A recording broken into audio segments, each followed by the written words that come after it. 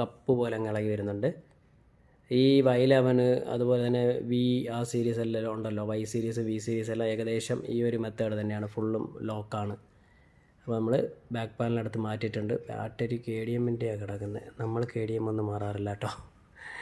KDM കൊള്ളാം മച്ചാൻ, എനിക്കറിയാൻ വയ്യ, ഞാനിതുവരെ മാറിയിട്ടില്ല. മാറിയിട്ടുണ്ടെങ്കിൽ നിങ്ങളാരെങ്കിലും മാറിയിട്ടുണ്ടെങ്കിൽ ഒന്ന് കമൻറ്റ് ചെയ്യാൻ മറക്കല്ലേ. അപ്പോൾ ഞാൻ ഈ സ്ക്രൂ എല്ലാം ഒന്ന് ഇളക്കുകയാണ്.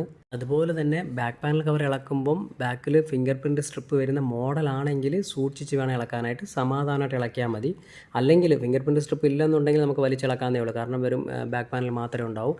ഇവിടെ ഫിംഗർ പ്രിൻറ്റ് ഉള്ളതുകൊണ്ട് സ്ട്രിപ്പ് കട്ടായി പോകാൻ ചാൻസ് ഉണ്ട്. കാരണം എന്ന് പറഞ്ഞാൽ ഈ സ്ട്രിപ്പ് ബോർഡിൽ കണക്ട് ചെയ്ത ഭാഗത്ത് ഒരു സ്റ്റീൽ പ്ലേറ്റ് പ്രൊട്ടക്ട് ചെയ്ത് വെച്ചേക്കും. അപ്പം അതുകൊണ്ട് സ്ട്രിപ്പ് നമുക്ക് ചാടി വരത്തുമില്ല. അത് ഇല്ലെന്നുണ്ടെങ്കിൽ നമ്മൾ ബാക്ക് പാനൽ വലിച്ചിളക്കുമ്പം അത് ഇളകി വന്നാലും സ്ട്രിപ്പ് ഇങ്ങനെ റിമൂവായി വരത്തേ ഉള്ളൂ. ഇങ്ങനെ ഉള്ളതുകൊണ്ട് നമുക്ക് കീറിപ്പോവും. അതുകൊണ്ട് ശ്രദ്ധിക്കണം, അത് പ്രത്യേകം ശ്രദ്ധിക്കണം.